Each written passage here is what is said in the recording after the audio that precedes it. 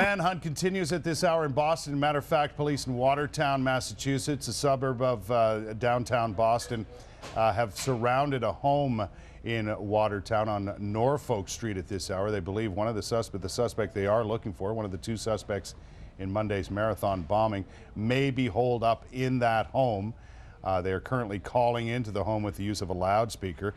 Some 9,000 police officers have been traveling through Watertown, knocking door to door to try and find this suspect this morning. The two suspects, one of whom has been killed by police, have been identified as brothers.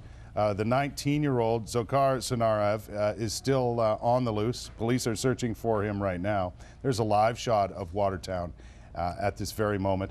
His brother, who they believe is 26-year-old Tamarian Tsarnaev, was killed overnight in a shootout with police. That is the latest from the Boston area this morning, and certainly the subject of our Top Talkers panel this morning. Graham Richardson is here, Rick Gibbons is here, Melanie Adams is here. Good morning, all. Morning. It's certainly been a wild night when it comes to this investigation and subsequent tracking down of suspects. Not only are they suspected of being terrorists and killing children, they've killed police officers, allegedly, but obviously there was a shootout with police. The other extraordinary thing, Kurt, is any major North American city locking down, essentially telling millions of people to stay home, transit, taxi, airports, everything, and there's a bunch of reasons for that. One of them being these guys allegedly carjacked last night. Yes. So they're trying to keep the number of people on the streets down, so in case there's something else going on, they don't have any targets. So it's very, very frightening. And some of the reporters that I've seen on all networks saying, and some of them have covered wars, they've never seen sort of a response like this, because clearly they've got what they believe are terrorists willing to kill police and kill people, right, more people, with bombs strapped to them. Now, locking down a city of 4.6 million people is not easy. Not easy, but I think right from the minute those bombs went off, what we've been seeing is almost a textbook display of what America's security intelligence apparatus, including police, have learned since 9/11. Mm-hmm. It is really incredible, and this is the latest stage of that. Right. The hunting down of these suspects really took a turn late yesterday afternoon when they released the photographs, and now we're getting some sense of who these people are, not necessarily why they're doing what they're doing. Well, that's the thing. Like, in all likelihood, I think we know there's a good chance that this is only going to end one way. Yes. And there won't be anyone to ask. Like, you see the picture of this guy who's a kid. He's a kid. He's not even 19 20. years old. You just want to grab him by the shoulders and shake him and say, why did you do it? Yeah, yeah, and that's. You just want to know why. There's a lot of questions about that at this hour. Like, could these people, these two brothers, be connected to a terrorist group? Are they on their own? That's a lot of the questions that are being asked right now. Well, sure, it'll take some time for that to come out, but I think there's no doubt that they are radicalized. They come from Chechnya, which is a country that has obviously had very significant issues borne by Islamic fundamentalism. Chechen rebels have fought a very long and very brutal campaign, yes, with the Russians, of terror. Yes, and they haven't been afraid to kill people along the way. Many hundreds of people in single incidents, yeah, for exactly. sure. And what's interesting, one of the many things I heard that was interesting this morning, I believe ABC was talking to one of their high school friends who said this guy was an athlete, he got a scholarship, right? So what we're seeing is perhaps is a blending in. And initially I personally thought, when we didn't hear anything from Al-Qaeda, that this was probably something other than Al-Qaeda or other than foreign terrorism.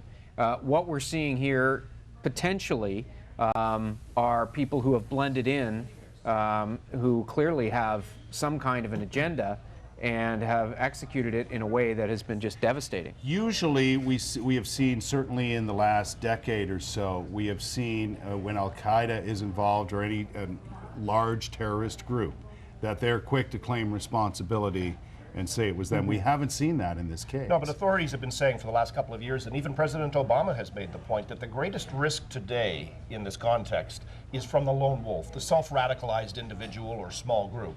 We've seen it in Canada. We've seen crackdown in Canada with individuals from London, Ontario, who've shown up, you know, having been involved in terrorist attack in Algeria. There doesn't need to be a formal line of reporting to an organization known as Al-Qaeda. I mean, we know that the war against Al-Qaeda has really eliminated the upper tier of the organization. It is a it is a very loose federation of people brought together simply by a common ideology. Exactly, and for whatever reasons, these two men, these young men, brothers, in fact, as we are led to believe, have decided to do what they are doing. Well, they lived in the country for more than a decade. Right. They came here as immigrants more than a decade ago. One of them is quoted, I think it's the elder brother, is quoted as saying he doesn't have a single friend who's an American.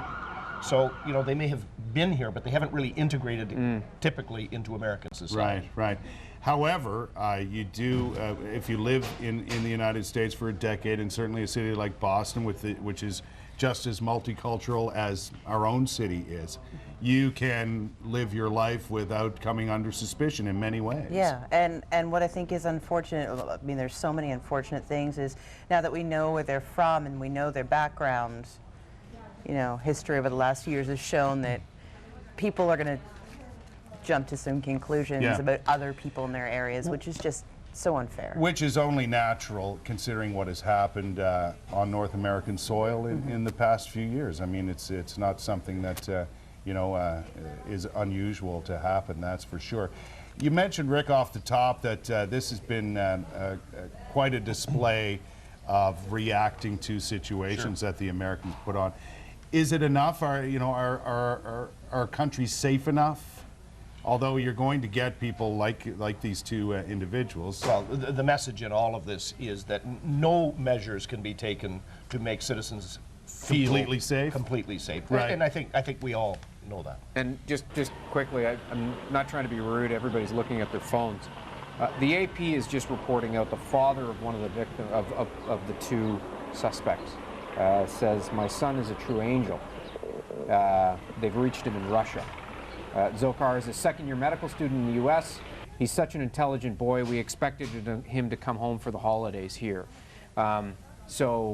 Anyway, I don't know what to say about that. Yeah, well, it's just an example of more and more information coming out as the minutes go by. Well, and conflicting information too, because the word we'd heard up till now was that he was studying engineering at a community college, not medical. There were interviews, as you mentioned, Graham, with people who had gone to school with him, and like many other cases along these lines, nobody had any idea that it was possible that he, the younger brother in this case, would have been violent in any way or connected to any sort of terrorist activity. And the carjacking last night, again, reports are suggesting they said they're the marathon bombers when they carjacked this car. They are accused of shooting a police officer in his car, dead, another critical. I'm absolutely stunned that the gentleman who was carjacked, who was taken into custody and stripped and so on very early this morning, around 3 o'clock this morning, had survived because he was apparently with these men for about half an hour. What I find interesting is the carjacking allegations, or at least suggestions that they were trying to rob a corner store at the time, would suggest that they had no plan, no escape plan. They were making this up as they went along. Very interesting developments. I know you'll be watching them throughout the day on 580 CFRA, and of course tonight on CTV News at 6 o'clock. Thank you all for joining us. Thanks, Kurt. Appreciate it.